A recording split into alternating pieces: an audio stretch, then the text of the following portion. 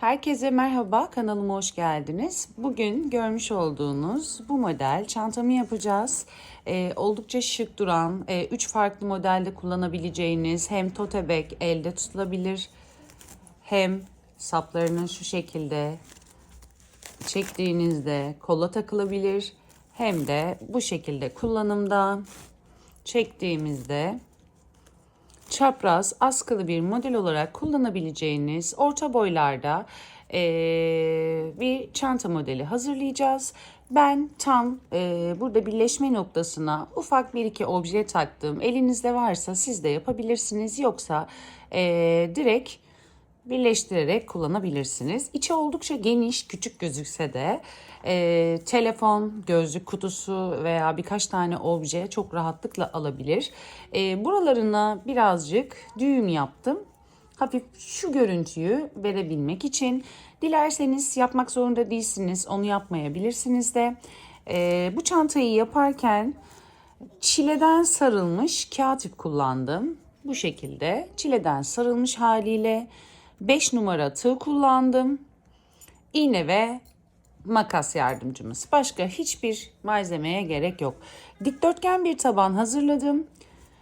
Dikdörtgen taban bittikten sonra direkt yukarıya sık iğne tekniğiyle çıkabileceğimiz kolay, örümü çok kolay hatta ve çabuk yürüyen, çabuk biten bir çanta modeli. Dilerseniz hemen modelimizin yapımına başlayalım. Ben siyah kağıt iple hazırlayacağım. Çünkü bu çantadan siyah modelde bir siparişim var. Yaparken de modeli sizlerle paylaşmak istedim. Dilerseniz hemen modelin yapımına geçelim.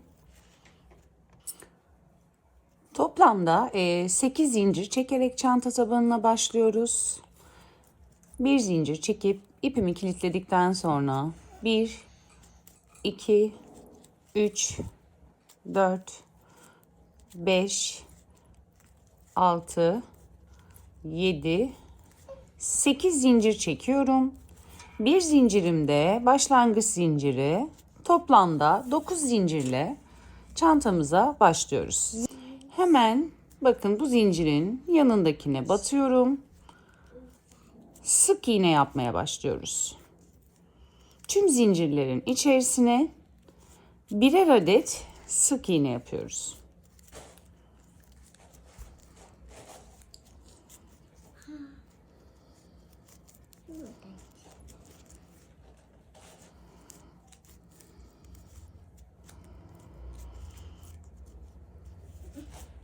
Çiçekleri anla bezle yapıştırdım. Bak anne. Evet, son zincirin içerisine geldim. Son zincirin içerisine toplamda 3 tane sık iğne yapıyoruz. Biri bu köşede, biri tam karşı köşeye, yani tam karşı noktaya gelecek şekilde ikinci sık iğne ve döndürüyoruz. Elimizle düzeltelim motifimizi. Döndürüyoruz. Hemen karşı noktasına bir sık iğne daha yapıyoruz.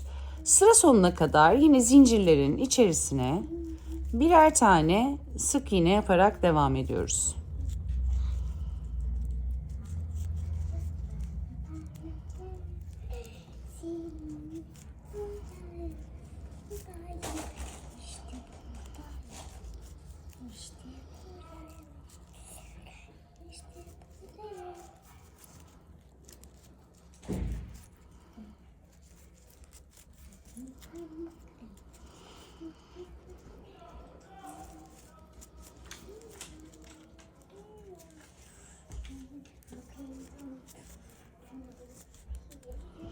Evet, son zincire de sık iğnemi battım.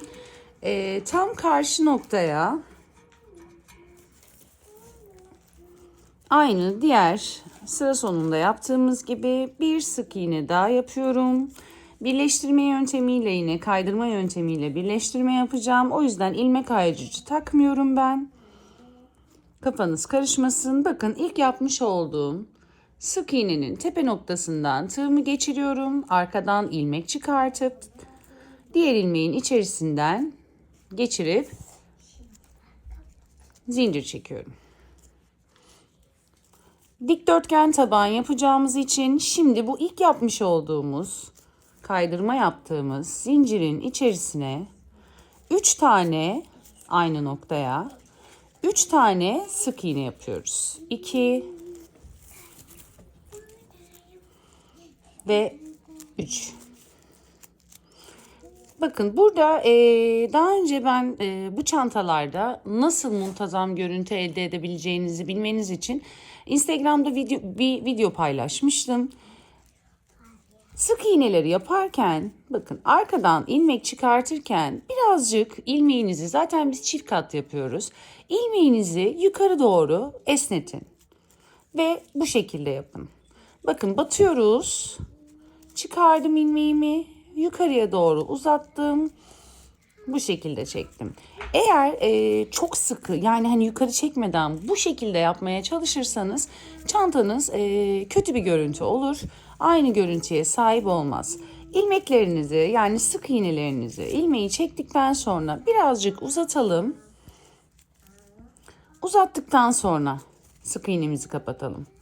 Batalım. Bakın uzattım. Kısa çekmiyorum. Uzattıktan sonra ilmeğimi kapattım. Eğer bu şekilde yaparsanız birebir aynı görüntüye sahip olur modeliniz. Bakın başak başak görüntüler var. Bu başak başak olan yerler oldukça büyük. Yani yaklaşık 1,2 milimlik kadar uzun olacak. Bakın 1, 2, 3 tane sık iğne yapmış olduğumuz yere geldik. Hemen ilk yapmış olduğumuz sık iğneye 3 tane sık iğne yapıyoruz. 2, 3. İlmeğimizi kasmayalım. Uzun çekelim. 3. Tam karşı noktada olan sık iğnemizin tepe noktasına bir tane batıyoruz. Ve ilmeğimizi uzatıyoruz bakın. Uzun bırakarak çekiyoruz. Dar yaparsanız aynı model, aynı kalıp görüntüsü kesinlikle olmaz. Bu hatayı hep yapıyordunuz. Birebir aynı olmuyor sizinkiyle. Neden diyordunuz? Çözdük. Çok sıkı ördüğünüz için. Diğer hemen tam karşı noktadaki aynı noktaya battığımız 3. sık iğnenin içerisine de 3 adet sık iğne yapıyoruz. Devam ediyoruz sıra sonuna kadar tek batarak. Sadece köşelerde, sol ve sağ köşede 3 tane batarak. Sıra sonuna kadar tüm sık iğnelerin tepe boşlarına birer tane batıyoruz.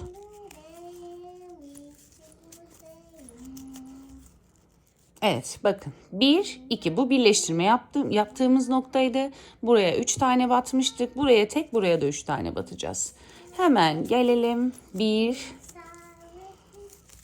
2, ilmeklerinizi uzatın ve 3. Bakın oldukça uzun çekiyorum. Hemen karşı noktada son bir sık iğnem kaldı. Oranın da tepe boşluğuna batıp bir tane sık iğne yapıyorum. Ve hemen ilk yapmış olduğum sık iğnenin tepe boşluğuna batıp ilmek çıkartıp birleştirme yapıyoruz. Zincirimi çektim. Her sırada tabanınızı birazcık elinizle şekillendiriniz.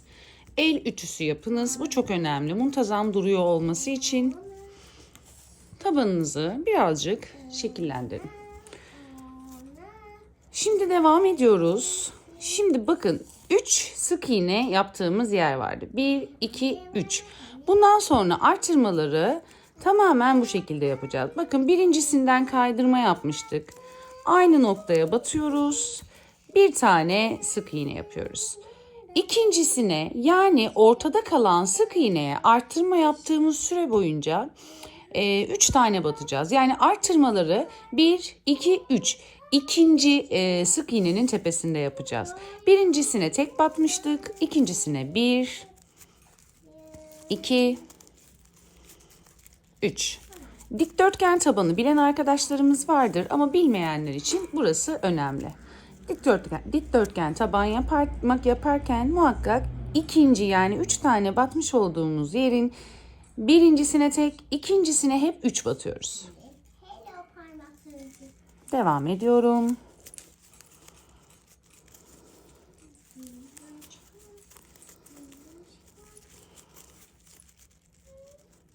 3 batmış olduğumuz yere kadar tek sık iğne, herhangi bir farklı arttırma olmayacak.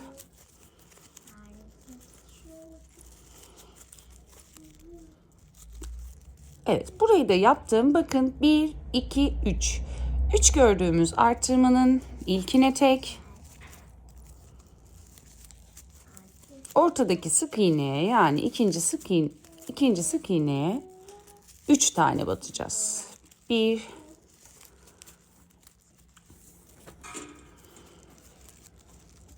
2, 3. Sonra tek batıyoruz diğerlerine. Diğer köşedeki bakın 3 battığımız yer ilkine tek battım. İkincisine 3 tane batıyoruz. 1, 2 ve 3. Bu artırma yapacağımız yere kadar hep böyle devam edecek. Her sırada elimizle düzeltelim. Şeklimizi oluşturalım. Alalım bu çantayı elimize. Kaç arttırma yapmışız? Hemen ona bakalım. İlk sıramız, bakıyoruz hemen. 1, 2, 3. Yani ilk sıradan sonra, zincir kısmından sonra, hatta zincirli yeri de sayalım. 1, 2, 3, 4 sıra arttırma, 4 sıra örmüşüz. Birinci sıra bizim ilk zincirin üzerine battığımız sık iğneler. Bundan sonra toplamda 1, 2, 3 arttırma yapmışız. Yani biz burada hemen bakalım 1, 2 arttırmayı yapmışız. Bir sıra daha arttırma yapalım. Ondan sonra hemen yukarıya doğru nasıl çıktığımızı gösterelim. Burayı bitirdikten sonra bir sıra daha arttırma yapalım. Yani şu şekilde baktığınızda 1, 2, bir arttırma daha yapacağız. 3 sıra bizim arttırmamız olacak. Toplamda 3 sıra artırma yapıp geldim. 1, 2, 3. 3 sıra artırma yaptıktan sonra benim için taban bitmiştir. Eğer siz biraz daha geniş bir model, büyük bir model örmek istiyorsanız artırma sıranızı uzatabilirsiniz. Benim için bu kadar. Yani birebir aynısını yapacağım için yeterli. Şimdi bakın üst gövde kısmına çıkacağız. Gövde kısmına da şu şekilde ilerleyeceğiz. Bakın. Ne yapıyorduk? Diğer modelimde direkt buradan batıp devam ediyorduk. Hayır, burada kenar köşelerini belli edeceğiz. Direkt arka kanatlara batarak sırayı tamamlayacağız. Bakın arka kanada batıyorum. Burası kaydırma yapmış olduğumuz yerde. Hiç kesmiyorum. Direkt tabandan gövdeye geçiş sağlayacağım. Kaydırma yapmış olduğumuz sık iğnenin arka kanadına batıyorum. Ve arka kanadına batarken buraya da batıyorum. Bakın. Bakın şurada çapraz modeller vardır. Çapraz modellerin tam gösteriyorum hemen tekrar. Burasına da batacağız. Arka kanadına batıyorum ve arkadaki bu çaprazların hemen direkt buradaki kanadına da batıp ilmek çıkartıp hafif uzatıyorum. Bakın burası çok önemli. Dar yapmayın. Şekilsiz olur. Uzattıktan sonra sık iğne yapıyoruz. Bakın arka kanadına batıyorum ve arka kanadındaki şu çapraz modelin 1, 2 tane görüyorsunuz. Oraya da batıp ilmek çıkartıp sık iğne yapıyorum. Arka kanadı ve arka kanadındaki çapraz yani o sık iğnenin bakın çaprazının tam ortasından batıp ilmek çıkartıp sık iğne yapıyorum. Yani arka kanadına batarken başak modelinin arkadaki çapraz modelin tam ortasından batıp ilmek çıkartıp sık iğne yapıyorum. Burada arkaya geçişimiz bakın burada daha net. Orada 3 tane sık iğne olduğu için anlaşılmıyordu. Arka kanadına batıp arka şu çaprazın tam ortasından batıyorum. Bu şekilde artık arttırmamız bitti. Her bir sıraya sık iğne yaparak arka kanadına batarak devam ediyoruz. Modelimiz artık bundan sonra bu şekilde sık iğne şeklinde yürüyecek. Arka kanadı, arkadaki 2 ilmek. Bakın, tam ortasından. Dar yapmayalım. İlmeği hafif uzatalım. Uzatıp çekelim. arka kanadı.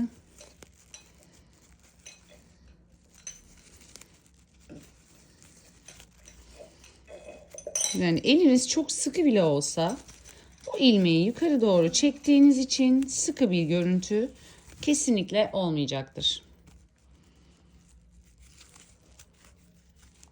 Bu şekilde arka kanatlara batarak sıra sonuna kadar devam edelim. Sıra sonunda buluşalım. Sıra sonuna geldim. Son sık iğnemi de yaptım. İlk yapmış olduğum sık iğnenin tepe noktasına batıp ilmek çıkartıp diğer ilmeğimden geçiriyorum. Şimdi bakın böyle gözüküyor. Bunu birkaç sıra ördükten sonra şu şekilde düzelteceğiz arkadaşlar. Şimdi hiç oynamıyorum. Bir sıra ördükten sonra tabanı düzeltip belli edeceğim. Şimdi bakalım hemen kaç sıra devam etmişiz. 1, 2, 3, 4, 5, 6, 7, 8, 9, 10, 11, 12, 13, 14. 14 sıra yukarı doğru çıkmışım. Benim pembe olan kağıt ipim biraz daha siyaha göre inceydi. Bunda belki 14 sıra çıkmayabilirim. O yüzden size hemen bir santim ölçüsü vermek istiyorum.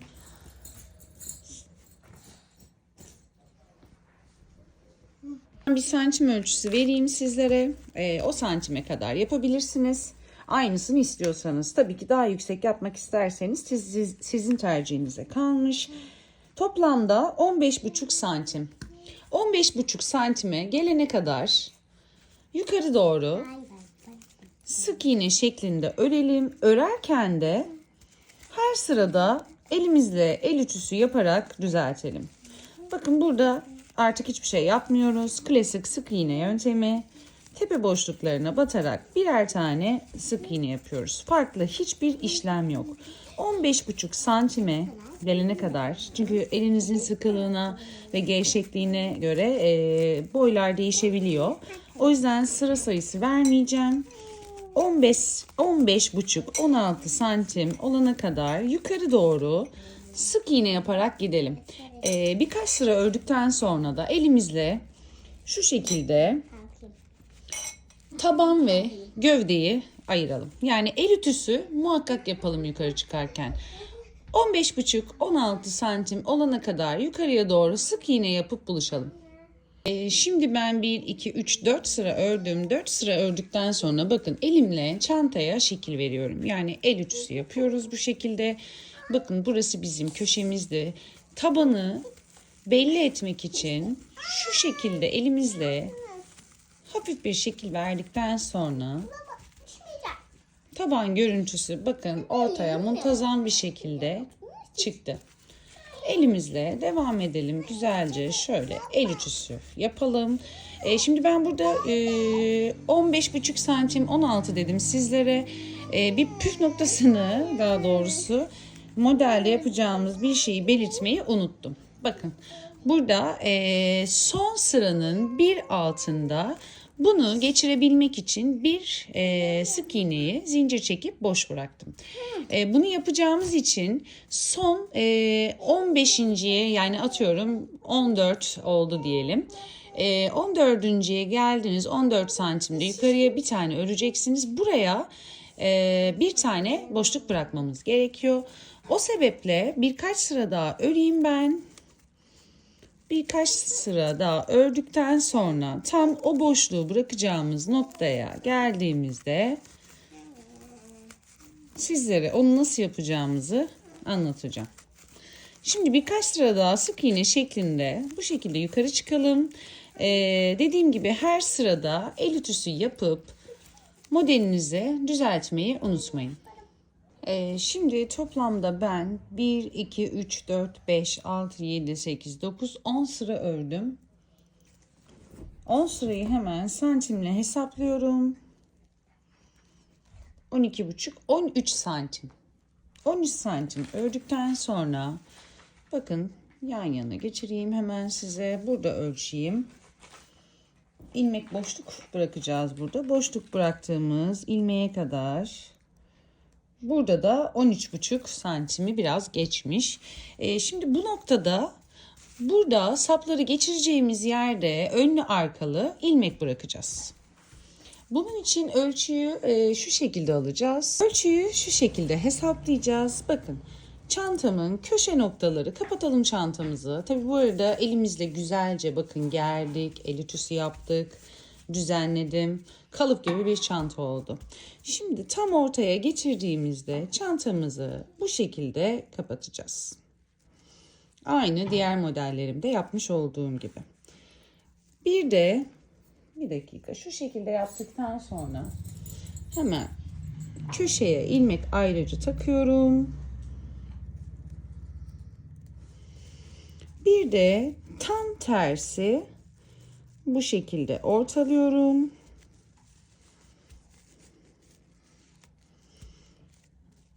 Tam orta noktam. Bakın burası olmuş. Burada kaç sıra boşluk bırakmışım sayıyorum.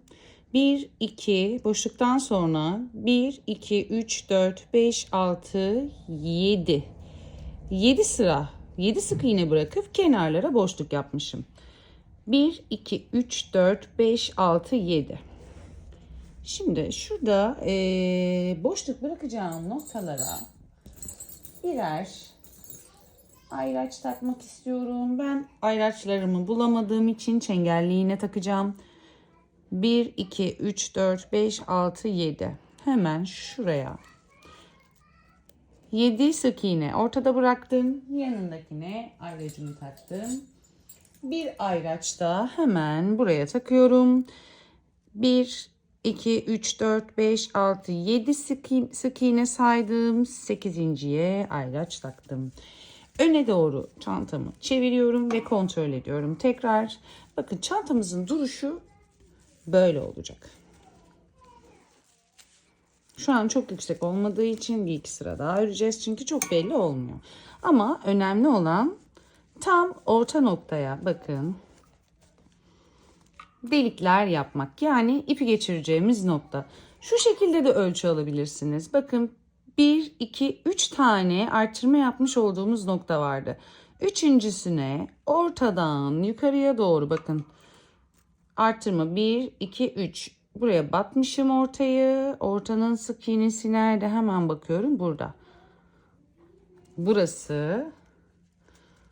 Buraya bakalım. 1, 2, 3. Ortanın sık iğnesi burada.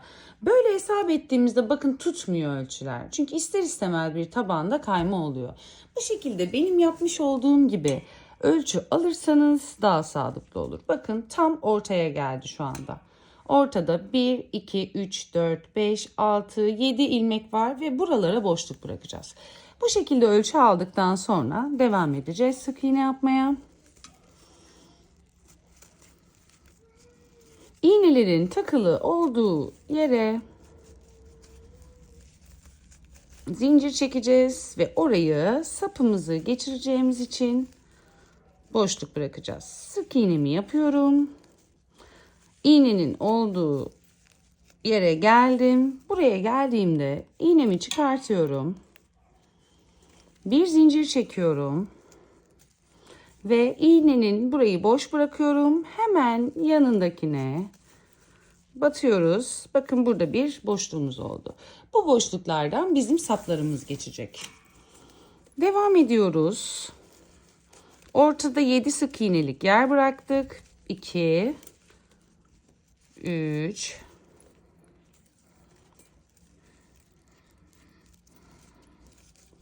4, 5,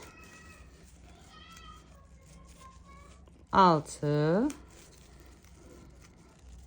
ve 7. Şimdi iğnemin olduğu yere geldim. İğnemi çıkartıyorum. Burayı boşluk yapacağız. Bir zincir çekiyoruz. Boşluk bırakıyoruz. Hemen yanındakine batıp sık iğne yapıyoruz. Şimdi karşı noktada da aynı hizaya denk getireceğiz.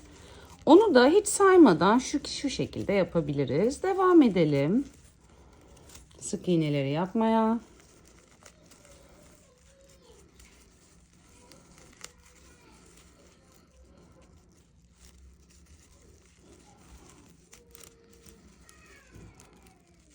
Bakın ilmekleri yukarıya doğru çekerek örüyorum. Burası bizim köşemiz. Buraya da sık iğnemi yapıyorum. İğneyi çıkartayım. Üste takacağım.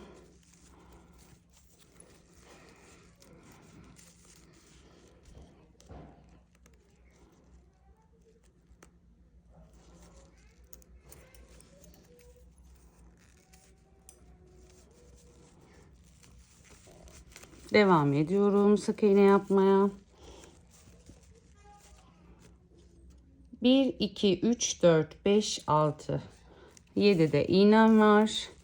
6 tane sık iğne yapalım. Bakalım karşılıklı geliyor mu? 2, 3,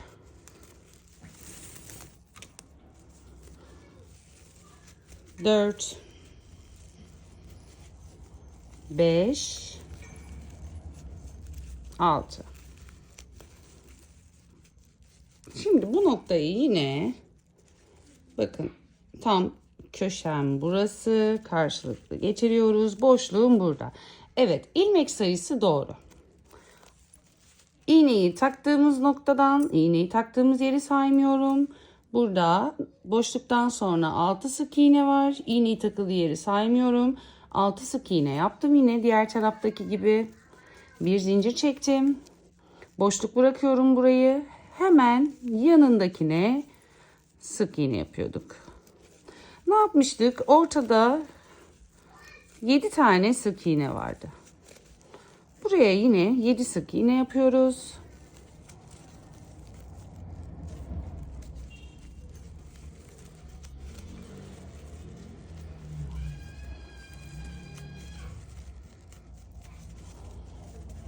Şimdi karşılıklı yapıştıralım.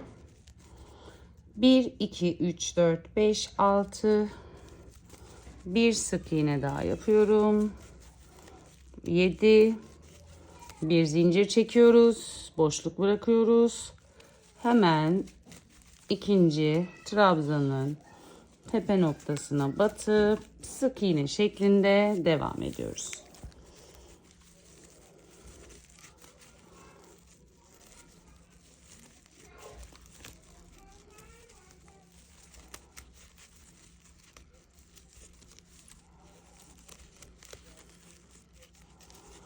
Bir sayalım. 1, 2, 3, 4, 5, 6. 1, 2, 3, 4, 5, 6. Burayı niye 6 diye saydım? Çünkü burada bir kaydırma noktamız var. Burayı da bir sık iğne yapacağız. Biraz çantamızı düzenleyelim. Eşit mi diye tekrar ne olur ne olmaz kontrol edeceğiz. Karşılıklı boşluklar. Hemen buraya da bir tığ. 1, 2, 3, 4, 5, 6, 7. Karşılıklı bakalım boşluk mu? Evet. Bence tam ölçü oldu. Bakın. Bu şekilde ilmek sayılarınızı daha büyük yaptıysanız çantanızı buna göre değerlendirebilirsiniz. Yani tam çantanızın ortasında bunu da çıkartıyorum. Ortasında bu şekilde sapların geçeceği 2 boşluk sıra bırakmanız lazım. 2 burada, 2 karşı hizada. Bu sırayı bıraktıktan sonra direkt üst sıraya geçeceğiz. Şöyle de bakalım. Üst sıraya geçelim hemen. Şimdi boşlukları da öreceğiz. Ondan sonra çantamızı ölçelim.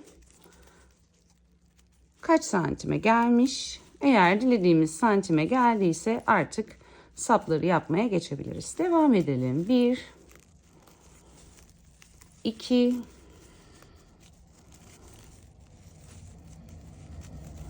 3. Sıra sonuna kadar devam edelim. Bakın boşluğa geliyorum şu an. Burada zincir çekmiş olduğumuz, boşluk yaptığımız bir yer vardı. Boşluğun içine batıyoruz ve buraya bir sık iğne yapıyoruz. Devam edelim. Yani ortalarda ben 7 sık iğne bıraktım. Eğer size orta çok geniş geldiyse 6 sık iğne de bırakabilirsiniz. tamamıyla size kalmış. Kilide gerek duyulmayan bir çanta. Çünkü sap yardımıyla ağız kapanmaktadır. Ama siz dilerseniz içten mıknatıslı bir kilit takabilirsiniz. Geldim diğer boşluğa. Bu boşluğa da bakın. İçine batıyorum boşluğun. Ve bir sık iğne yapıyorum. Evet, boşlukların içine batarak devam edeceğiz. Sıra sonuna kadar gelelim. Bir sıra daha ördüm. Sıranın sonuna geldim. Ne yapıyorduk? Her sırada çift kat ip olduğu için ve kağıt ip olduğu için sertleşiyor. Elimizle birazcık çantayı gererek açıyoruz ve el ütüsü yapıyoruz. Muhakkak bunu yapalım. Şu köşelere özellikle. Evet, şimdi hemen ölçelim çantamızı. Dilediğimiz boya gelmiş mi? Bakalım ne kadar olmuş. 15 santim olmuş. 15,5 santim olmuş. Yani benim diğer çantamla aynı ölçüde 15,5 santim. Şimdi kaydırma yöntemiyle bu sırayı kaydıracağız. Zincir çekmiştim, çekmiyorum. Çantamızı bakın burayı kaydırdık. Kaydırma yöntemiyle hemen bilmeyenler için sık iğnenin tepe noktasına batıyoruz. Arkadan ilmek çıkartıp diğer ilmekten kaydırıyoruz. Batıyoruz. Arkadan ilmek çıkartıp diğer ilmekten kaydırıyoruz. Batıyoruz. İlmek çıkartıp diğer ilmeğimizden kaydırıyoruz. Sıra sonuna kadar bu şekilde bir tur kaydırma yapacağız. Ve çantamızı, ipimizi kesip çantamızın gövdesinde bitirmiş olacağız. Şimdi sap kısımlarına geçeceğiz. Sıra sonuna kadar kaydırmayı yapıp gelelim. Evet, çantam bitti. Bakın, yukarıya kadar ördükten ve kaydırmayı yaptıktan sonra muhakkak elinizle çantanızı açın. Özellikle yuvarlak taban görüntüsü olmaması için yanları da şu şekilde açalım ve elimizle ayar verelim. Bu çift kat bir kağıt ipi olduğu için inanılmaz sert gözükmekte. O yüzden iki elinizi içeriye soktuktan sonra muhakkak özellikle şu alt kısmı hafif bombeli görüntüsü verecekmiş gibi. Güzelce elinizle İttirip açın. Yani o gerilme seslerinizi duyun. Şimdi saplara geçmeden önce ne demiştik? Bu köşeleri belirginleştirdik. Bu köşeleri hafif bir dikimle bu şekilde içeriye alacağız. Ne demiştik? Bu köşeleri belirginleştirdik. Bu köşeleri hafif bir dikimle bu şekilde içeriye alacağız. Bunun için çift değil, tek kat ipimizi iğneme geçiriyorum. Hafif uzunca kesiyorum.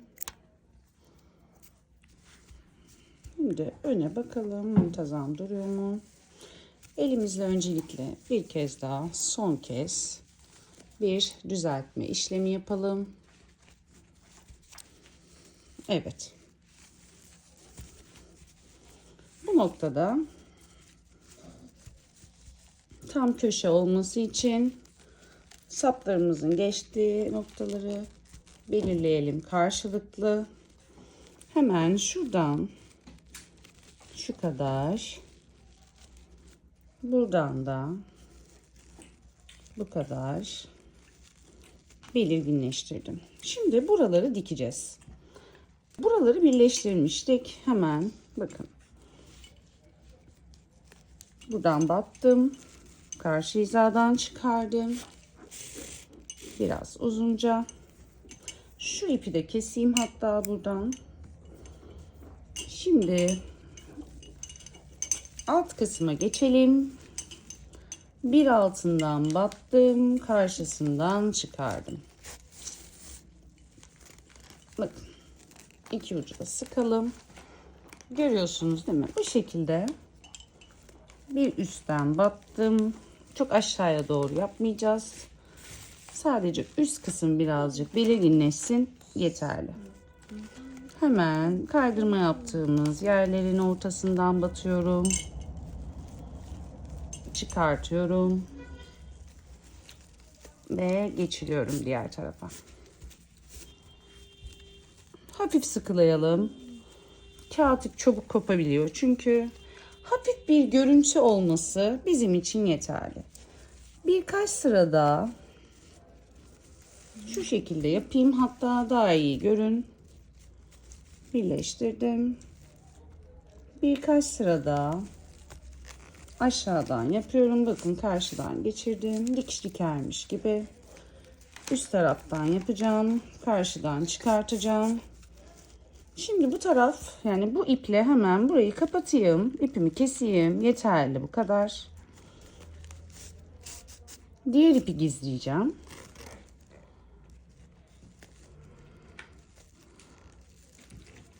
Hemen geçirdim, çıkardım, aradan geçiriyorum. Bir kilit yaptım. İpimi yine aradan gizleyerek yok ettim. Bu noktada ipimi kesiyorum.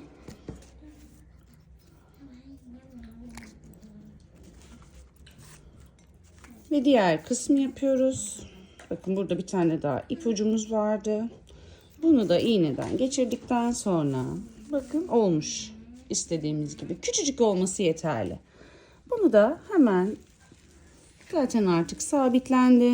Buradan bir kere geçirelim. Ve bunu da aynı şekilde aradan geçirerek gizleyelim.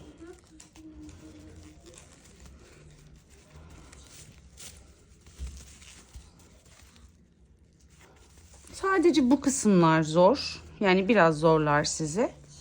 Onun dışında herhangi bir zorluğu yok. Bu arada kıvırmak zorunda da değilsiniz. Çantanın iç kısmını kıvırmadan direkt küçük sapı dikip o şekilde de kullanım sağlayabilirsiniz. Evet, bu ipimi de aradan gizliyorum.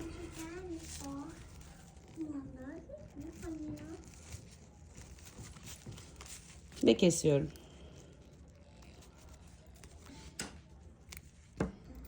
Hemen bakalım. Bakın istediğimiz o görüntü oldu. Sadece minicik bir çıkıntı. Minicik. Buraya da küçük sapı dikeceğiz. Yine aynı şekilde hemen bu tarafı da ben dikeyim. Sonra saplara geçelim. Bakın bu kadar. Şimdi orta sapımız kalın olduğu için çift kat ip kullanacağım. İpimizi bayağı uzun bırakalım. Hemen bakın başlıyoruz. Bir zincir çekelim. Burayı sıkılamayalım arkadaşlar. Böyle tutalım. İkinci zinciri çekelim. Hemen bakın sıkılamamıştık ilk başta. Oranın içerisine batıp ilmek çıkartıp hemen ikisini birden çekelim. Döndürelim. Aynı noktaya bakın. Hemen altta gördüğümüz sıkılamadığımız ilmeğin diğer kanadına batıyorum. İçerisinden ilmek çıkartıyorum. Çıkardığım ilmeği diğer ilmeğimle beraber çekiyorum. Şimdi alt kısmı sıkılayabiliriz. Bu şekilde devam edeceğiz. Döne döne öreceğiz. Yanlarda bakın 2 kanat var. 2 kanada da birden batıyoruz. İlmeği çıkartıyoruz ve çekiyoruz. Döndürüyorum arkadaşlar. Bakın yanlarda 2 kanat gözüküyor. Bu 2 kanada batıyorum. İlmek çıkartıyorum. Yukarı hafif çektikten sonra ikisini birden çekiyorum. Döndürüyorum. Yanlardaki 2 kanada batıyorum. İlmek çıkartıyorum. Bu şekilde daha önce diğer çantalarımda yapmış olduğum model gibi döne döne orta kısa sapı yapıyoruz. Hemen ölçü vereyim size. Orta kısa sapla. Birazcık uzun yapacağız. İçeride kalıyor çünkü bir ucu dikeceğiz döne döne.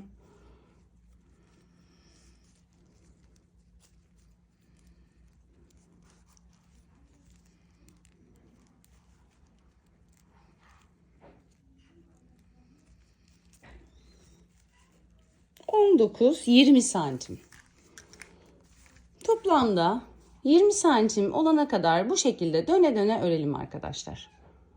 Şimdi çantamı ben hazırladım. Bakın kenarları minicik bir, ufacık bir dokunuş yaptık. İçeriye doğru diktik.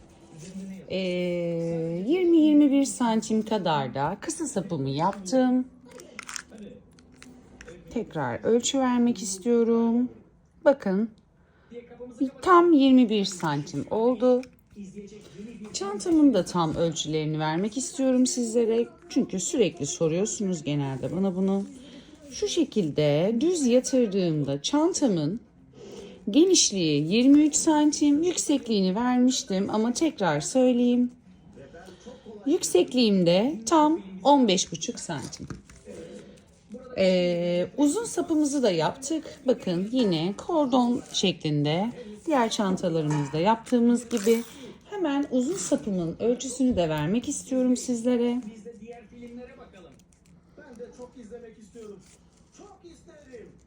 Uzun sapımızı tek kat ördük. Çift kat sadece kısa sapı yapmıştık. Uzun sapımı tek kat iple aynı örgü yöntemiyle hazırladım. Kısa kordonda olduğu gibi. Uzun sapımın ölçüsü tam 132 santim. Uzun sapı ölçerken şu şekilde yaparsanız daha sağlıklı olur. Bu sizin kullanacağınız çanta diyelim. Yaptınız, çantanız bitti. Düzenlemelerinizi yapın. Ben şu anda bakıyorum. Hangi taraf gözüme düzgün gözüküyorsa orası benim ön tarafım olacak. Bütün çantalarımda eğer böyle önü arkası belli olabilecek bir çanta varsa öncelikle ben hep bu şekilde bakarım. Hangi tarafın örgüsü daha güzel gözüküyor? Bana göre bu tarafın örgüsü daha güzel geldi. Burası benim arkam olacak. Bakın buradan hemen elime bir tığ almak istiyorum. Bu delikten sapınızın ucunu geçirin.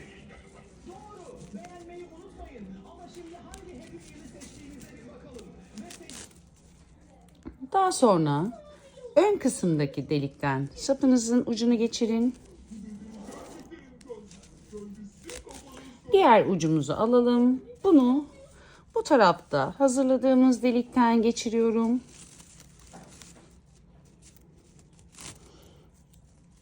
Daha sonra ön taraftaki delikten geçiriyorum.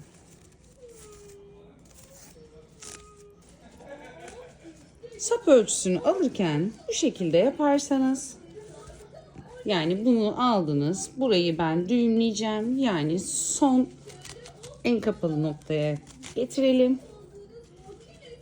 Bu sapımız böyle duracak. Ölçüyü bu şekilde vücudunuza takıp alırsanız daha sağlıklı olur. Benim yapmış olduğum sapın santimi 132. Hemen bana soran olursa eğer uzun sapımızı nasıl yapıyoruz? Bakın uzun sapı çift değil tek katla yaptım. Uzun sapı da dikeceğiniz için ben şu an kısa bırakıyorum. Uzun bırakın. Biraz uzun ip bıraktıktan sonra bir zincir yapıp sıkılayın. 1-2 zincir. İlk yaptığınızın yan kanadına batın, bir ilmek çıkartın, ikisinden birden geçirin, döndürün. Yan taraftaki bakın tek kanat var. Buraya batın ve çıkartın. Şimdi döne döne buradaki yanlardaki 2 tane gözüken kanada batıyorsunuz. İlmek çıkartıyorsunuz. Aynı kalın kordonumuzda olduğu gibi sadece ince sapı tek katla yapıyoruz. Başlangıçta ve bitişte uzunca bir ip bırakalım. Çünkü bunları bu noktada birleştireceğiz. Ben buraya küçük bir obje takacağım. Yine balık figürü takabilirim. Takıp dikeceğim. Ona geçmeden önce şunu gevşetip isterseniz kısa sapımızı nasıl diktiğimizi sizlere gösterelim. Yine bir iğne yardımıyla hemen iğnemi alıyorum.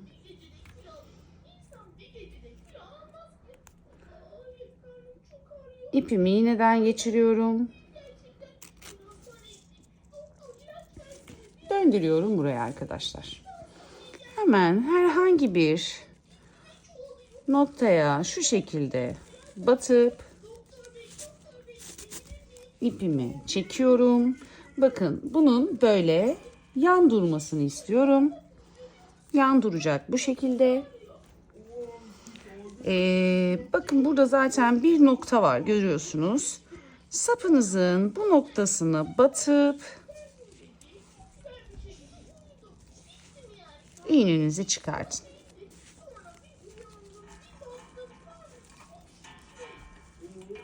Çift katlı, özellikle ip sertse iğne ile dikmek çok zor oluyor. Aşağıya indim. Hemen bu noktaya battım. Yani aslında gelişi güzel. Nasıl düzgün duracağını düşünüyorsanız o şekilde de dikebilirsiniz. Buradan battım. Bakın buradan çıkarıyorum. Çünkü sağlam olması için bir kere de buradan yapın. Daha sonra hemen bunun bir üstüne batıp bakın sapın tam ortasından iğnenin ucunu çıkardım ve çektim. Şimdi buraya herhangi bir noktaya batıp bir kere ortasından geçirip ipinin bir düğüm attım. En azından ip gevşemesin diye bir sabitleme yaptım buraya. Daha sonra sapın sağlam olduğundan emin olana kadar bu şekilde dikin arkadaşlar. Sallanmayacak kıvama gelene kadar bakın. Sapınızı sabitleyin.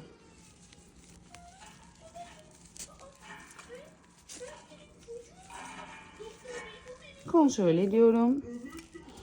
Bir kere daha sabitliyorum.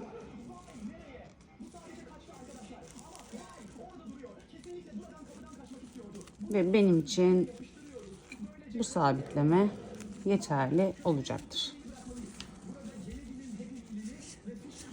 Şimdi ipimi aralarda gizleyip keseceğim.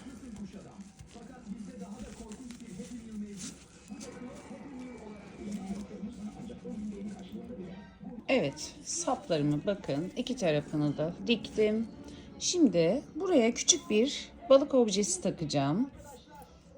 Yapmak zorunda değilsiniz ama ben takmak istiyorum. Şimdi bunun içerisinden geçecek bir iğnem olmadığı için ipi bu şekilde geçirip bakın buraya yerleştirdim. Şimdi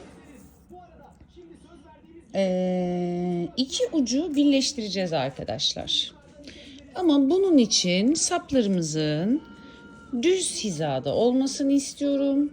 Biraz kameramı yükselteyim. Elinizle sapınızı bu şekilde düzleyin ve düzenleyin. Bakın dönüyor. Bayağı dönmüş, yani yamuktu. Bunu muhakkak yapın.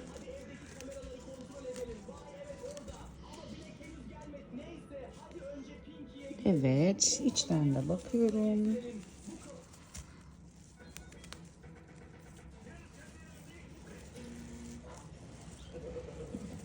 Ön tarafı da düzenledim. Evet, iki ucum da şu an dümdüz arkadaşlar. İğnemi geçirdim. Öncelikle bu balığımı buraya sabitlemek istediğim için şöyle şuradan geçiriyorum aradan ipimi. Şimdi iki ucu karşılaştırıyoruz ve bakın şu şekilde bir birleştirme yapacağız. İpimi öncelikle buradan geçireyim. Daha sonra arkadan geçireyim.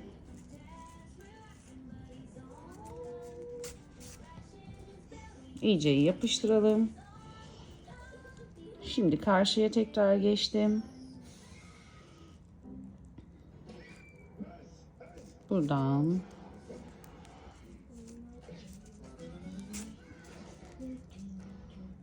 hemen şöyle aradan geçirdim. Kontrol edeyim. Evet. Düz yapmışız. Şuradan geçiriyorum. Yine karşıdan 1-2 kere geçireceğim. Düzgün olması açısından. Bakın. Şöyle altta da şöyle sokayım. Daha sonra bir tane şöyle. Yani önemli olan burada dikerken iki ucu düz yapabilmek. Eğer düzse istediğiniz gibi birleştirebilirsiniz. Buradan tekrar sökeceğim.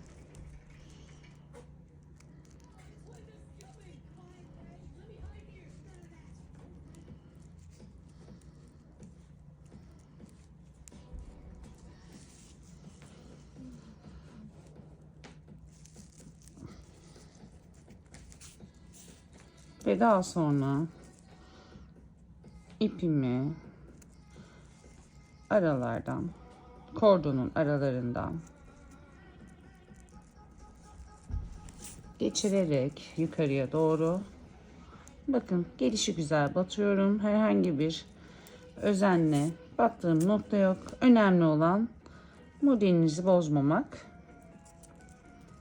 Kordonun aralarından geçiriyorum. Başka hiçbir şey yapmıyorum. Yukarıya doğru çıkıyorum. Şu an ipi gizliyoruz. Bir kere de çapraz geçireceğim. Bir de bu çaprazdan geçireceğim. Daha sonra fazla ipi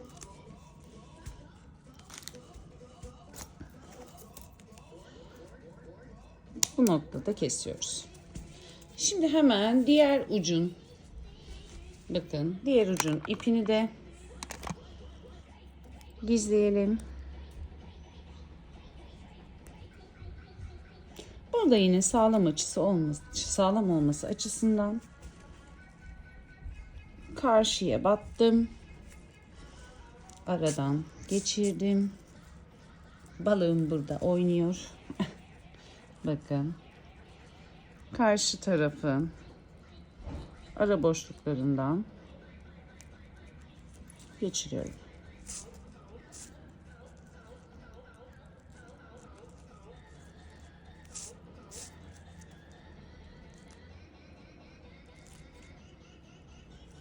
Oldukça basit, sadece dikmeleri sizi zorlayacaktır. Evet, bu da bitti. Çantam bitti. Oldukça kolay örülebilen bir model. Sadece çift katlı ipin dikilmesi zor olduğu için o sizi yorar. Onun dışında oldukça muntazam bir çanta. Hiçbir şekilde kilit yapmanıza gerek yok. Çünkü zaten burayı sıktığımızda çanta otomatikman bayağı kapanıyor ve içerisine de çok şey alıyor diyebilirim. Bence çok güzel oldu. Umarım siz de beğenirsiniz. Daha önce istemiştiniz bu çantanın yapılışını benden. Detaylı taban ölçüsünü de sorarsınız. Büyük ihtimalle hemen onu da vereyim. Arttırmaya varana kadar tabanımızın genişliği 15 santim. Pardon, uzunluğu 15 santim. Genişliği de 9 santim arkadaşlar. Onun dışında kafanıza takılan herhangi bir şey varsa yorumlarda benimle paylaşabilirsiniz. Hiçbir yorumu cevapsız bırakmamaya çalışıyorum. Umarım sizler de beğenmişsinizdir. Bir sonraki videoda görüşmek üzere. Şimdilik hoşça kalın.